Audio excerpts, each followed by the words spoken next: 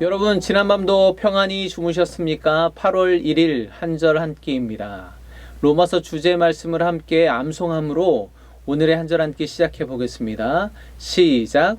내가 복음을 부끄러워하지 아니하노니 이 복음은 모든 믿는 자들에게 구원을 주시는 하나님의 능력이 됨이라. 먼저는 유대인에게요, 그리고 헬라인에게로다.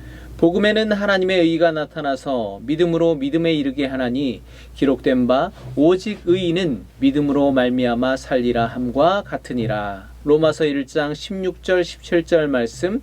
아멘. 네, 여러분, 8월의 첫날입니다. 하루 지났지만 한 달 만에 뵙는 거죠. 오늘은 로마서 5장을 보게 될 텐데요. 1장에서 4장까지 바울은 이신층의 믿음으로 의롭다 칭함을 받는다는 것이 무엇인지를 설명했습니다. 사람은 그 어떤 행위를 통해서도 하나님 앞에 의로워질 수 없지만 오직 예수 그리스도를 통해서 가능하다는 사실을 증명하기 위해서 바울은 율법, 할례, 그리고 아브라함의 믿음을 예로 들어서 증거했습니다. 이제 5장에서 8장까지 바울은 믿음으로 의롭게 된 자들이 살아가는 새로운 삶의 모습을 하나하나 펼쳐서 보여주게 될 것입니다. 오늘이 그 첫 번째 날인데요. 먼저 5장 1절과 2절 말씀을 함께 볼 텐데 제가 읽어드리겠습니다. 그러므로 우리가 믿음으로 의롭다 하심을 받았으니 우리 주 예수 그리스도로 말미암아 하나님과 화평을 누리자.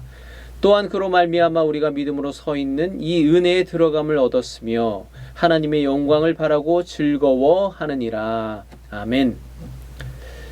이 부분에서 바울은 믿음으로 의롭다함을 얻은 자가 누리는 영적인 상태를 말씀합니다. 그 상태가 어떤 상태인가요? 네, 하나님과의 화평입니다.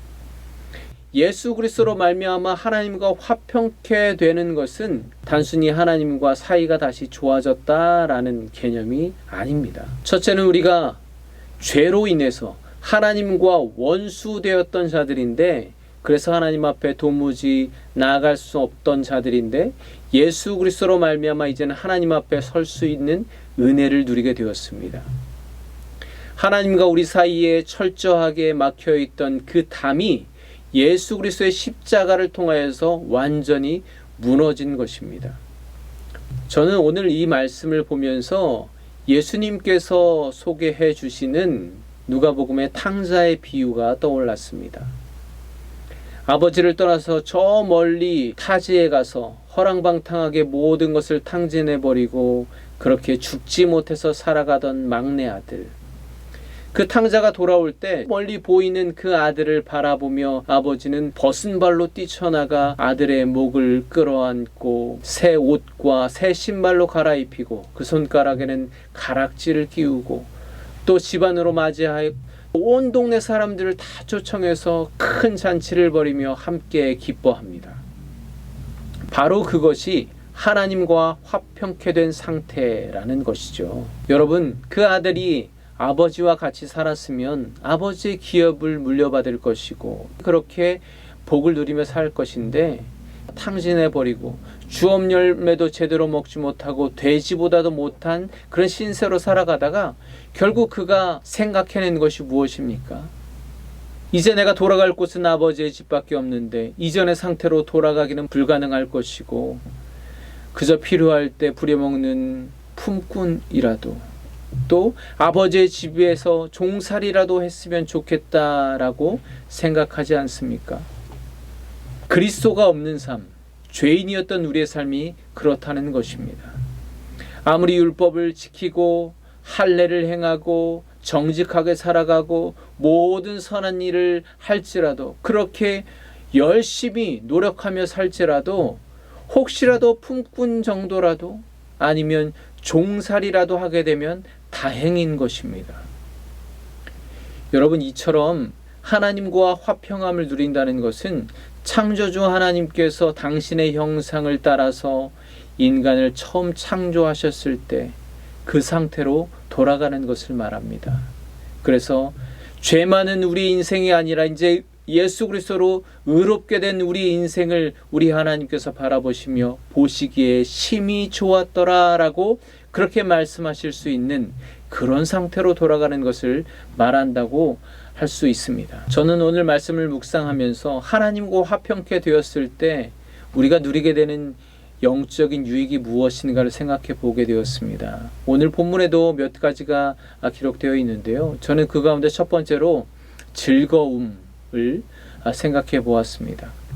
환난 중에도 즐거워하고 구원하신 그 은혜로 인하여 기뻐하는 삶.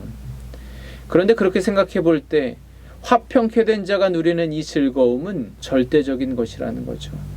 그러나 반대로 생각해 본다면 환난 중에 그 즐거움을 잃어버리고 절망하게 된다면 과연 내가 정말 하나님과 화평함을 누리고 있는가? 나의 영적인 상태를 다시 한번 들여다봐야 된다는 것이죠. 사실 저는 환난 중에 즐거워하지 못합니다. 아주 자주 그렇습니다. 솔직히 말씀드리면 그렇습니다.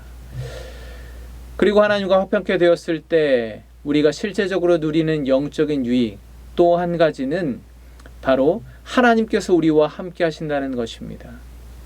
하나님께서는 이미 임마누엘 이름의 예수 그리스도로 이 세상에 오셨습니다. 그리고 그 임마누엘의 주님을 믿는 순간 내가 세상 끝날까지 너희와 함께 하겠다 약속하시고 그 약속을 지금도 이루어 가고 계십니다. 하나님과 화평케 된 자들은 하나님과 함께하는 은혜를 누리는 것이죠. 그러면서 또 생각해 봤습니다.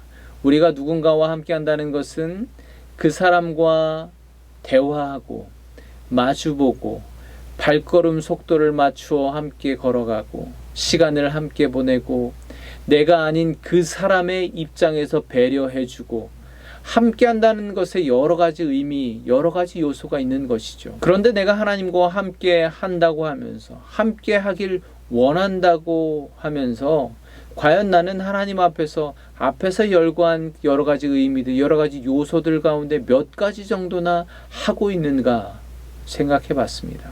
그래서 여러분, 우리가 시간이 얼마가 됐든 어떤 방식이든 이렇게 하나님의 말씀을 듣고 또 하나님의 음성을 기다려보고 또 하나님과 대화해 보려고 하는 이런 모든 것들이 결국 예수 그리스도를 통해서 하나님과 화평을 누리는 자들의 영적인 모습이다라는 것을 잊지 마시기 바랍니다. 여러분, 하나님과 화평하십시오. 예수 그리스도를 통해 하나님과 평화를 누리시기 바랍니다. 그리고 우리 하나님과 함께 하시는 여러분 되시기를 간절히 축복합니다. 함께 기도하겠습니다. 하나님 아버지, 예수 그리스도를 통하여 이제 우리가 하나님의 은혜 안에 들어가 하나님의 영광 앞에 서고 하나님과 함께 즐거움을 누릴 수 있게 되었음을 감사합니다. 하나님께서는 우리와 화평하시기 위해 하나님됨을 포기하시고 영존하신 당신의 존재가 나약한 한 인간이 되셨고 죽으시기까지 했는데 과연 우리는 하나님과 함께하기 위해 무엇을 내어놓고 포기하고 있는지 돌아보게 하여 주시옵소서. 예수 그리스도의 이름으로 기도합니다. 아멘. 네, 내일 주일 하나님의 은혜 가운데 거하셨다가 월요일 아침에 다시 찾아뵙겠습니다. 감사합니다.